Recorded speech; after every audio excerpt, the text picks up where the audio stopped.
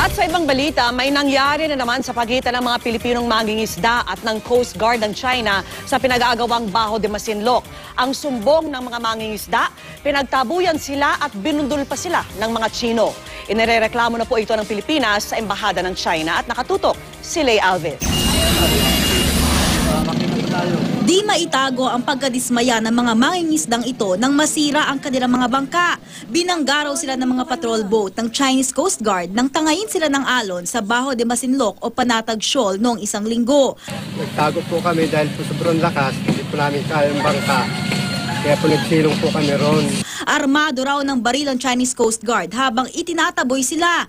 Nasira ang katig ng 3 bangka, ang FBOG Barbie, FB Ocean Glory at FB Anna Marie. Mabuti at walang nasaktan sa mga mangingisdang Pinoy. Napilitan na lang po kami umuwi kahit po malakas dahil po sa ginawa nila sa amin. Nagsakripisyo po kami, lumangoy, dinalian po yung katig namin para makauwi lang po kami.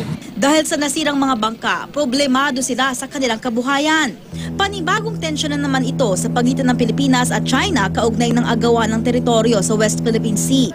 Ang Department of Foreign Affairs naghain ng 2 diplomatic protest. Ang una para sa umunoy panghaharas ng Chinese Coast Guard sa mga mangingisdang Pinoy sa Baho de Masinloc. Ang pangalawa para naman sa umunoy pagkuha ng 12 ng bangka ng China ng mga giant clams sa lagoon sa Scarborough Shoal. Bago nito, nabistong patuloy ang pagkapatibay ng China sa mga istruktura nila sa West Philippine Sea. Enero nung nakarang taon, ilang mangingisdang Pinoy din sa Panatag Shoal ang binomba ng tubig ng Chinese Coast Guard para paalisin sila. Lay Alves, nakatutok, 24 oras.